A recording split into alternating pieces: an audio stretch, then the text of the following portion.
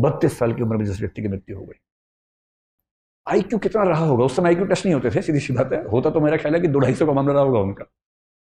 जब आईक्यू बहुत तेज होता है ना, आप इतना तार्किक सोचते हैं, इतना दूर का सोचते हैं, इतना तेज सोचते हैं कि फिर आपके साथ काम करने में सबको मजा आता है। और पीएम क्यों नहीं चाहेगा कि उनके पास ऐसा एक चीफ सेक्रेटरी हो या ऐसा कैबिनेट सेक्रेटरी हो जिसका आईक्यू बहुत शार्प हो, बात कहने से पहले समझ जाता हो, बात पूरी होते होते सॉल्यूशन सामने लाके दे देता हो कि ये सॉल्यूशन है इस चीज का। पीएम कह रहे हैं कि मैं 4 फैक्टर सोच पा रहा हूँ, क्या नहीं सर 18 फैक्टर्स हैं, ये 18 फैक्टर्स हैं, इनके बीच में ये मैट्रिक्स है, ये सॉल्यूशन बेस्ट है। और पीएम गदगद है कि वाह यार क्या आदमी। तो एक चीज सफलता में आईक्यू है। तो एक पक्ष तो ये हो गया। अब आईक्यू से अगर आगे निकलें और देखें कि कौन सी दूसरी चीज है जिस पर आपको गौर करना है, और वो चीज जिसको आप अपने हिसाब से मैनेज कर सकते हैं। एक शब्द आपने सुना होगा, इमोशनल इंटेलिजेंस। कुछ लोग इसको ईक्यू भी आजकल कहने लग गए हैं, इमोशनल इंटेलिजेंस या इमोशनल कोशिएंट। ये क्या चीज होती है, कभी आपने इस पर गौर किया है?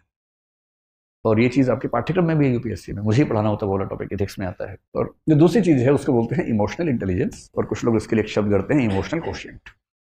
इमोशनल कोशिएंट सुन के कुछ लोग सोचते हैं कि जो जितना ज्यादा इमोशनल है उसमें उतना ज्यादा इमोशनल कोशिएंट है। ऐसा बिल्कुल नहीं है, हरगिज नहीं है। इसलिए अगर आप बहुत इमोशनल हैं और आपकी पलकों पर हमेशा आंसू तैयार रहते हैं, तो इसका मतलब है कि आपका इमोशनल इंटेलिजेंस का लेवल कम है, ना कि ज्यादा है। तो लेकिन इस बात से रोना नहीं है, कहीं इसी बात से रोना शुरू कर दें आप, है ना। मैंने सिर्फ ये बताया कि वैसा नहीं होना है, इसका मतलब समझ लें, इसका मतलब क्या है। आप में से कितने ऐसे बच्चे हैं जो मतलब जरा सा कुछ हो और खटाक से आंसू निकलने लग जाते हैं? हाथ खड़ा करो, शर्मा मत, एकदम शर्माने का कोई मामला है नहीं। बहुत बढ़िया। मुझे खुशी ये हुई कि 5-6 लड़कों ने भी हाथ खड़ा किया है, वरना हमारे समाज में एक मान्यता है कि रोने पर एक अधिकार लड़कियों का है और नहीं रोने पर मर्दों का है। और मर्द फिल्म में एक डायलॉग था, मर्द को दर्द नहीं होता।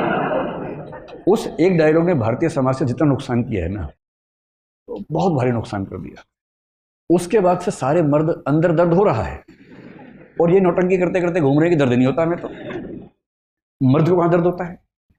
कल मुझे एक वरिष्ठ महिला से बात हो रही थी, उनकी उम्र 60 साल के आसपास है, कहीं मैं गया हुआ तो वहां वो भी थी। तो उन्होंने मुझे बताया कि जो मेरा बेटा है वो आपका बहुत बड़ा प्रशंसक है।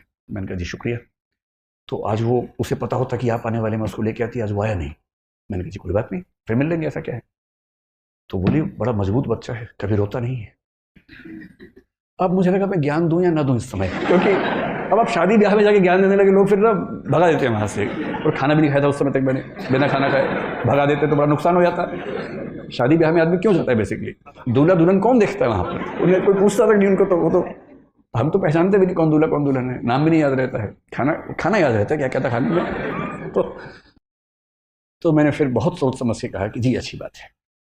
बोली मैं आपको मिलवाऊंगी, बहुत मजबूत बच्चा है, कभी नहीं रोता है। तो मतलब मैंने अंत में जब मुझसे रहा नहीं गया, मैंने एक सेंटेंस बोला, मैंने कभी रोए भी तो तनाव मत लीजिएगा, ऐसा क्या है। तो उनको लगा कि ये तो विचलन हो रहा है। उनका ना बहुत स्ट्रांग है। तो आप में से कितने लोग ऐसे ही स्ट्रांग हैं जो कभी नहीं रोते हैं? तो आप लोग स्ट्रांग नहीं हैं, आप लोग मुर्दा हैं दरअसल,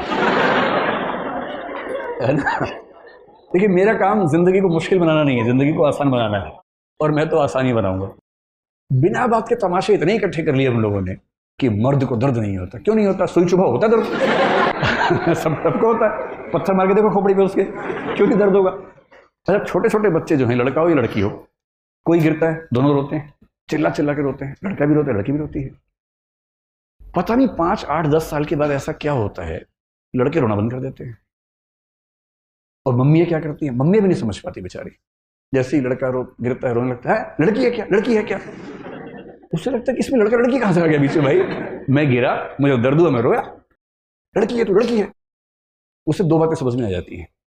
पहली बात तो रोना और लड़की होना एक बात है, दूसरा लड़की होना और कमजोर होना एक ही बात है।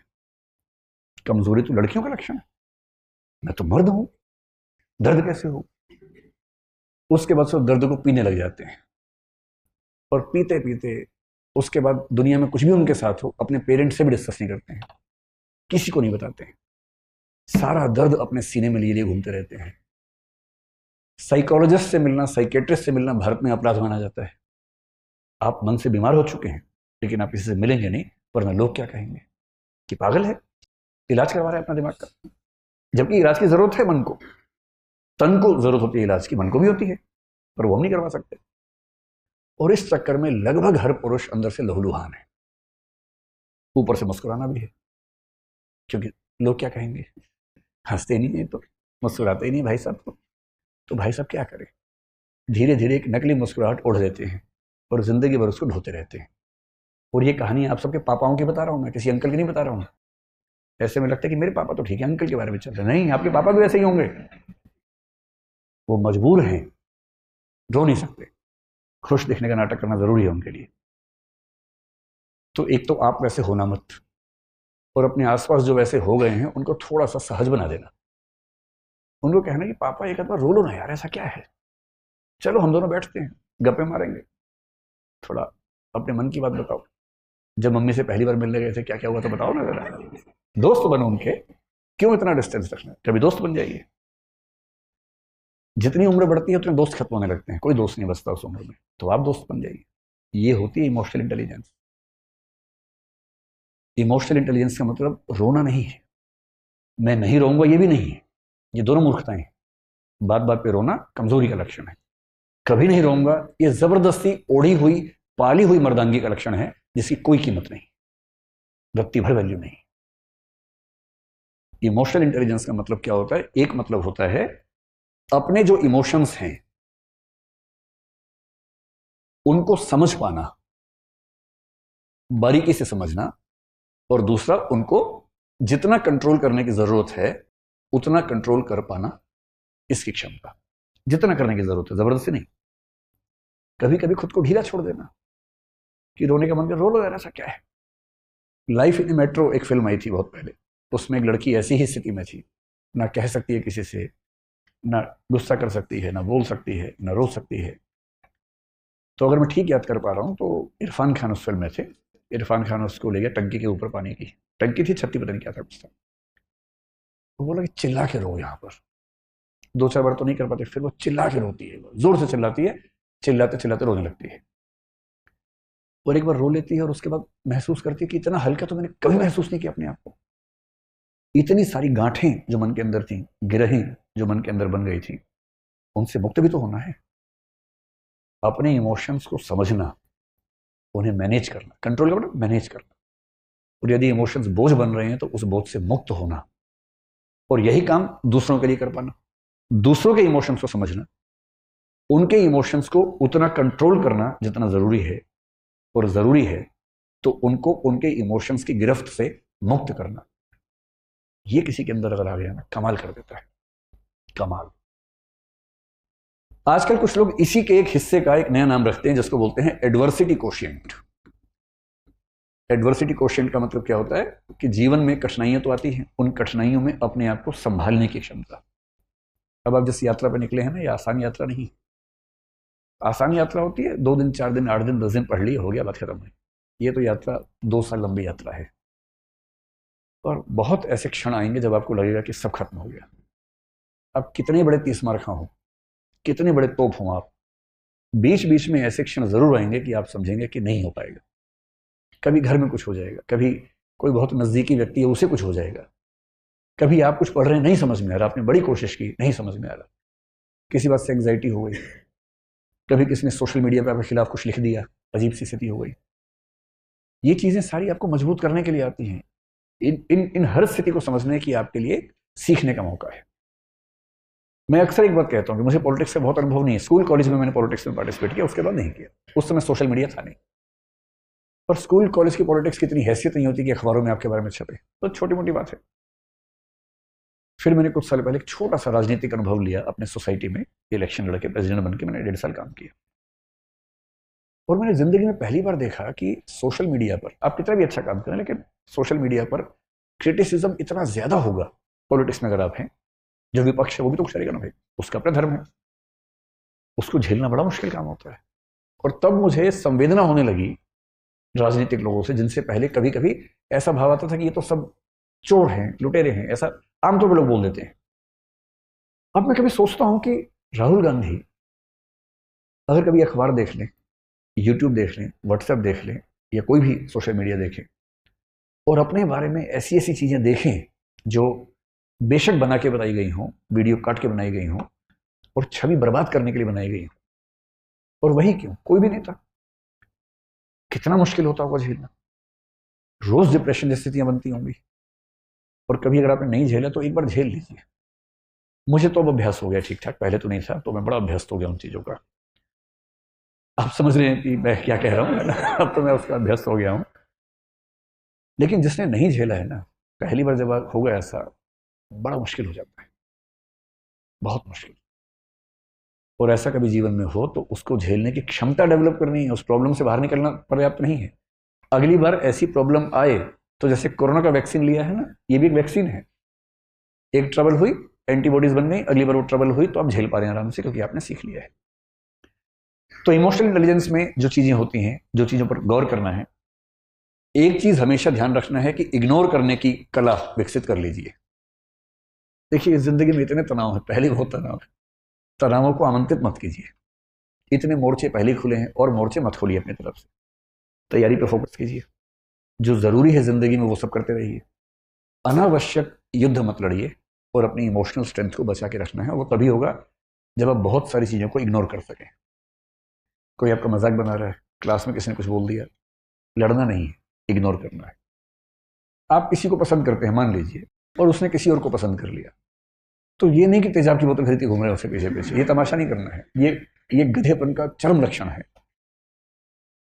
जीवन में सीखने के लिए बहुत जरूरी चीज है ये सीखना कि मुझे रिजेक्ट किया जा सकता है।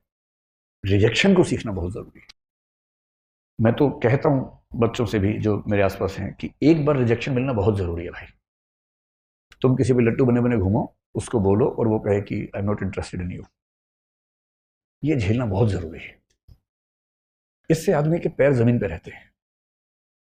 लेकिन इस वजह से रिजेक्ट मत करना दूसरों को कि मैं तो सिखा रही हूं, मैं तो सिखा रहा हूं, ऐसे नहीं है।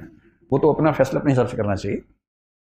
लेकिन रिजेक्शन का दर्द, और उस दर्द को, अब जैसे किसी रिजेक्ट किया, आपके पास तीन तरीके हैं। एक तरीका है आप कहें कि छोड़ूंगा नहीं, अब मैं रात दिन तेरे बारे में ही सोचूंगा, अब मैं सुबह अपने घर से उसी टाइम निकलूंगा जब तू निकलेगी या तू निकलेगा, वहीं वहीं जाऊंगा जहां जहां तू जाएगी या जाएगा। मैं तेरा बॉडी गार्ड हूं अब से, सुबह तेरे पीछे पीछे आऊंगा, शाम तक पीछे पीछे घूमूंगा, क्योंकि मैं बेरोजगार हूं और मेरे दिमाग में इतनी आज़ादी नहीं है कि मैं कुछ और सोच सकूं जीवन में। मैं तुम्हारा बंधुआ मजदूर हूं, मैं तुम्हारा गुलाम हूं, मैं तुम्हारा स्लेव हूं। और ऐसे ही मूर्खों ने ऐसे गीत लिखे, जो तुमको हो पसंद वही बात कहेंगे, तुम दिन को अगर रात कहो रात कहेंगे।